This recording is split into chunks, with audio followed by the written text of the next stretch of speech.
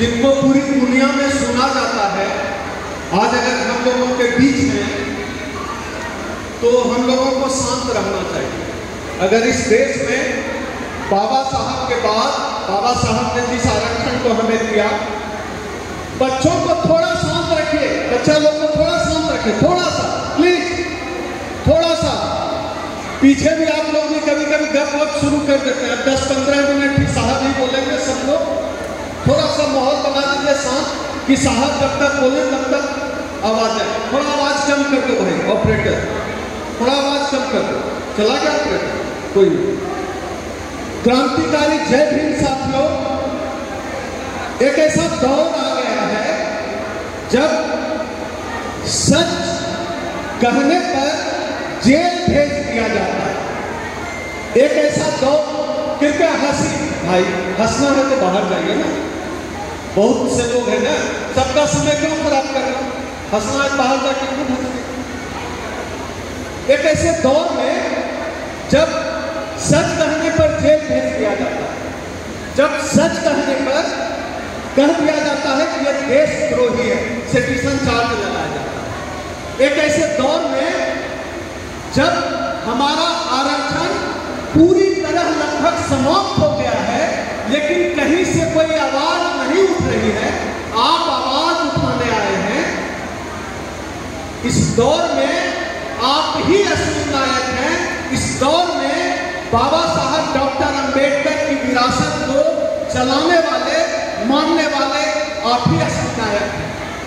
साथियों, आज जब बिहार के मधुबनी की सभा में हम लोग बात कर रहे हैं, एक बात मेरी याद रखिएगा, एक बात याद रखिएगा, हम सब लोग इतिहास बना रहे हैं, इतिहास रच रहे हैं। और आने वाले समय में न केवल यह कार्यक्रम याद रखा जाएगा कि जब पूरे देश में चुप्पी छाई हुई थी, तब मधुबनी से आरक्षण बचाने के लिए आवाज उठी थी, तब निजीकरण के खिलाफ सबसे बड़ी आवाज मधुबनी और बिहार से उठी थी। इस बात के लिए इतिहास याद बन रहा है आज, और इस बात का भी इतिहास बन रहा है कि हम लोग आज की तारीख में, जो आज के समय में आरक्षण को बचाने वाले सबसे बड़े नेता, हमारे मसीहा, दलितों के मसीहा, आज के समय के बाबा साहब डॉक्टर भीमराव अम्बेडकर, डॉक्टर उदित राज जी की उपस्थिति मधुबनी में है। आज मधुबनी में इतिहास लिखा जा रहा है। साथियों, बड़ा बुरा समय है, विश्वविद्यालय में शिक्षक नहीं है, लेकिन कहा जा रहा है हमको कि हम लोग विश्व गुरु बन रहे हैं। ऐसा नाजुक समय है, बड़ा दिलचस्प है। अभी हम लोग रास्ते में आ रहे थे तो चर्चा कर रहे थे कि इस देश में आज तक एक सुई नहीं बनी, एक बटन नहीं बना। आज तक कोई चीज बनी हो तो इतनी सभा में लोग हैं, बताइए। एक सुई नहीं बनी, एक बटन नहीं बना, काहे का विश्व गुरु है यह देश। इस देश में अगर कुछ बना है तो वह बना है जातिवाद। इस देश का मौलिक खोज है जातिवाद, और कुछ नहीं बना है। जिसका दंश आप झेलते हैं, हम झेलते हैं। इस देश में अगर कुछ बना है, वो बना है जनेऊ। इस देश में अगर कुछ बना है, वह बना है भेदभाव करने की प्रवृत्ति। कितने आधार पर भेदभाव है? धर्म के आधार पर, जाति के आधार पर भेदभाव, छोटा बड़ा के आधार पर भेदभाव, किसी के पास 2 पैसा कम है तो उससे भेदभाव। और तो और छोड़िए, हम लोग अम्बेडकरवादी होने का खूब भोग रचते हैं, कहते हैं कि ब्राह्मण जातिवाद करता है। कभी आपने खुद से पूछ कर देखा है कि आप क्या करते हैं? कितना तुषार पासवान अपने बेटे की शादी किसी चमार से करना चाहता है, करता है? आपने पूछा है खुद से? क्या कोई धोबी किसी मेहतर से शादी करने के लिए तैयार है अपने बच्चे का? नहीं तैयार है। तो ब्राह्मणों को गाली देने का हक भी आपको नहीं। आप तो खुद ही जातिवादी हैं। हमारे अंदर तो खुद ही जातिवाद का कचरा भरा हुआ, हम तो खुद ही उस कचरे को ढो रहे हैं। तो हमको उस कचरे के बारे में बात करने का कोई नैतिक अधिकार है ही नहीं, हम बात ही नहीं कर सकते। हम सबके अंदर का जो जातिवाद है, पहले उसको निकालना होगा, पहले उसको तोड़ना होगा। नहीं तो आज जो शक्ति सत्ता में काबिज है, आपके इस कमजोरी को समझ चुकी है। इसीलिए आपको आज हिंदू बनाने की साजिश चल रही है। आप सोच कर देखिए साथियों, किस तरह से बाबा साहब ने हमारे हाथ से कुदाल और फावड़ा हटाकर हमारे हाथों में कलम पकड़ाई थी, और आज यह जो सरकार है, यह सरकार हमारे हाथों में अब तलवार और भाला पकड़ा रही है, जय श्री राम का नारा देकर। ऐसा समय आ गया है, क्योंकि उनको पता है कि हम लोग जातिवाद के नाम पर बात करते हैं, जातिवाद खत्म करने की बात करते हैं, लेकिन हम लोग खुद ही जातिवादी। इस बात को समझना होगा साथियों। बहुत लंबा तो बोलना ही नहीं है, क्योंकि राष्ट्रीय अध्यक्ष जी को सुनना है, लेकिन एक दो बात आप लोग जो नहीं जानते हैं उस पर मैं चर्चा कर देता हूँ। आज की तारीख में पूरे देश में जब निजीकरण हो रहा है, सब वाकिफ है, तभी आप यहाँ बैठे हैं, सब कुछ दिख रहा है, देश सब मोदी और भागवत के बाप का लिखा हुआ था, इसने सब बेच दिया। बचा नहीं सरकारी नौकरी, विकास का नाम दे रहे हैं, खेल वजह है, निजीकरण का बहाना है, आरक्षण का निशाना है। इनकी साजिश को समझिए, यह आरक्षण खत्म करने के लिए निजीकरण करें, और इनको किसी चीज से कोई लेना देना नहीं है, बस आरक्षण खत्म कर देना है। क्योंकि कल तक आप उनके सामने हाथ पर हाथ जोड़े बैठते थे, आज सोफे पर बैठ के पैर चढ़ा कर बैठे। इस बात से उनको दिक्कत है, यह बात वो समझते हैं, आप नहीं समझते हैं। और यही चेताने का काम 1997 से आज 2022 तक हमारे संगठन और हमारे राष्ट्रीय अध्यक्ष जी ने कहा।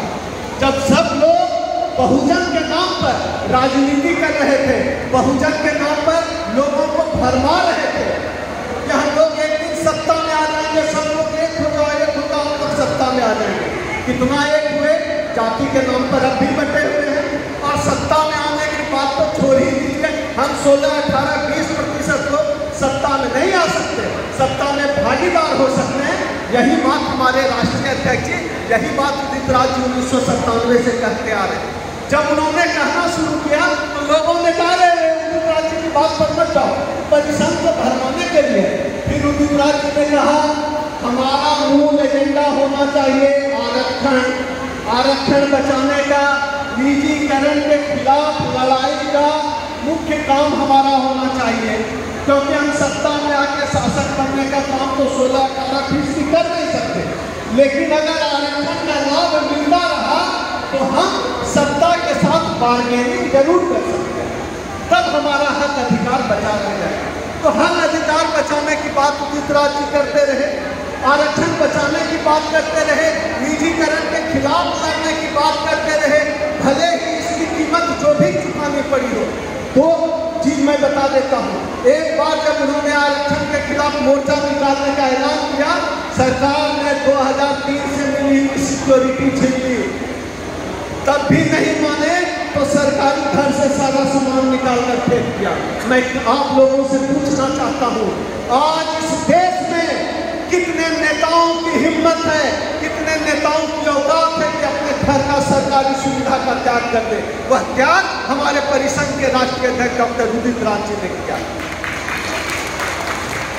आपसे साथियों में चेता देना चाहता हूँ, जो आरक्षण बचाने का एजेंडा है परिसंघ का, जो आइडिया डॉक्टर उदित राज जी का है कि आरक्षण पर टिके रहो, निजीकरण के खिलाफ लड़ते रहो, उस मुद्दे पर आप लोगों को भी आना होगा, नहीं तो 10 मार्च का परिणाम सबने देख लिया है कि सत्ता में आएंगे तो देने वाले बनेंगे, देने वाले खाक बनेंगे। आपके तो हाथ में कटोरा आ गया है 10 मार्च के बाद। आज भी नहीं चेते, आरक्षण को मुख्य एजेंडा नहीं बनाया तो आपकी हालत और बुरी होने वाली है, कटोरा भी हाथ में नहीं जा पाएगा। खड़ी दिखाया जा रहा है साथियों। अब हमारे बीच आज के समय के सबसे बड़े नायक, आज के समय के डॉक्टर अंबेडकर, हमारे राष्ट्रीय अध्यक्ष डॉक्टर उदित राज जी को हम लोग सुनेंगे। मुझे लगता है कि मुझे अपनी बात समाप्त कर देनी चाहिए। आप सबों से एक अपील के साथ कि जो लोग सोशल मीडिया पर नहीं हैं, फेसबुक पर आइए, ट्विटर इस्तेमाल करिए। लड़ाई का असली मैदान वही है, फेसबुक और ट्विटर पर ऑल इंडिया परिसंघ और डॉक्टर उदित राज को फॉलो करिए, लाइक करिए।